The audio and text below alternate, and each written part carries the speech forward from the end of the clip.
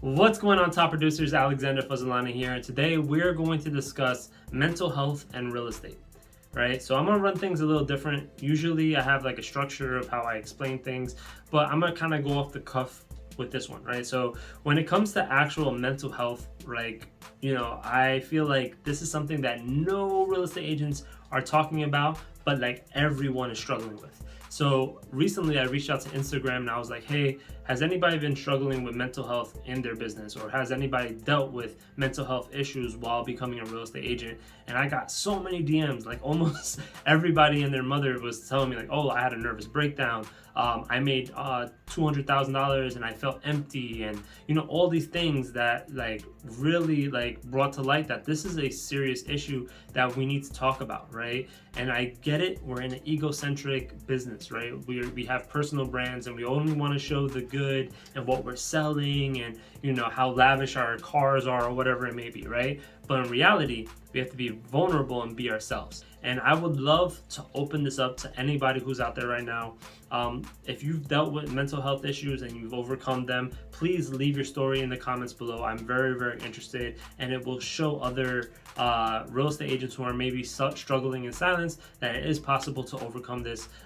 Me personally, like my first 3 years, like I'm 10 years in the business now. My first 3 years was a roller coaster of emotion, right? So it was like emotional damage, right? It was like ups and downs, and I was always tied to the end result of my deal. So like I would get an accepted offer, I was super happy, and I would go out for dinner and drinks, and then that deal would die, and I would be so sad and depressed until something else happened. And then I wasn't prospecting enough and I wasn't getting the results I wanted. I didn't have the money I wanted, and I tied myself to my finances, which is probably the worst thing you could do. Your self-worth is not determined by your finances. Your self-worth is determined by your character and who you are and what services and what you provide to your community and who you help, right? A lot of people are blinded by that, right? It's like, if I'm not making $200,000, I'm not a success as a real estate agent. I know real estate agents that are making $60,000 a year and they're super freaking happy and they're doing their thing, right? And they're living their best lives, right? And you shouldn't tie yourself to a specific number, and that specific number isn't your self-worth. My first year in real estate, I was tying myself to numbers. I went negative $8,000 and I felt worse than shit. Like when I tell you that if shit was here, I was worse than shit. Like I was harder on myself than anyone else around me, right? And then by year 2, I started making money, but I was so like driven by the number of $100,000 that that became my drive, right? And then I hit $100,000, then I made it to $250,000, and guess what? I still felt empty.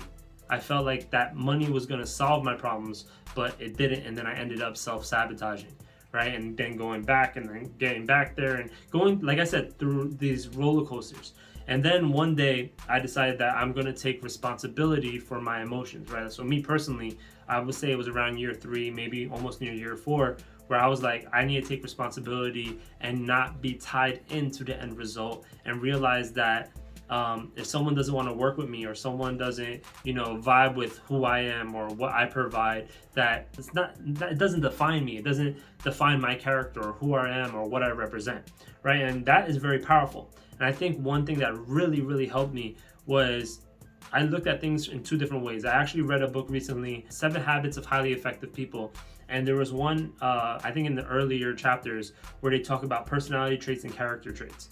And as real estate agents, we tend to weigh heavily on personality traits, right? We want to know exactly what to say it, how to do our listing presentations, what script to follow, so on and so forth. When in reality, what's really going to connect you to people is your character and who you really are. Your character traits are what's really going to help you build that strong foundation, which is going to keep you strong through all those rejections. That's going to, it's like your why, it's your purpose to going out there and making the cold calls, doing all the hard stuff, right? Because if you actually think about being a real estate agent is not easy. It's mentally demanding, it's physically demanding. The truth is, not everybody sees that. They only see the positive, they see the cool cars and all that other stuff.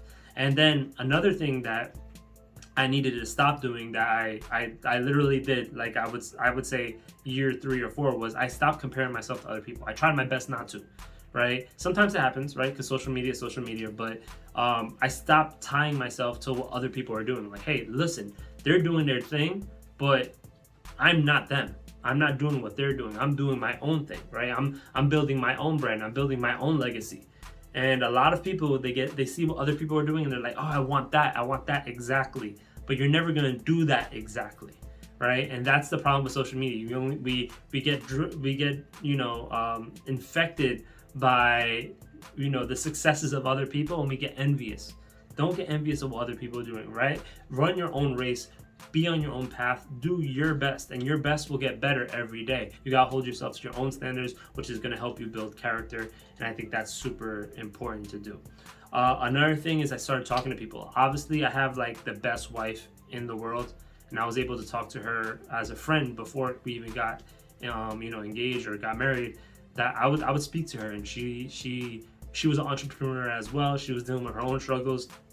So she would listen to me and just hear me out, and we would brainstorm on how to work through our mental issues together, and it was really, really good. And she's a big proponent of therapy. For me, I've never been to therapy myself, but I think speaking to someone that understands you, maybe someone that else is in the industry, myself or anybody else, someone that's a friend, someone that you can vent to, someone that you can literally just say like, hey, I'm not in a good place right now, and it's, life is not going well, and being vulnerable, right? I feel like once you kind of can admit that, you can grow from it. So there you have it, guys. Those are like some of the things that I've worked through personally. I want to know your take and what you guys have gone through. I really do feel like this is something that we should talk about and build community around, because if we all have strong foundations and character within ourselves, we can do so much more as a community, and collaboration over competition.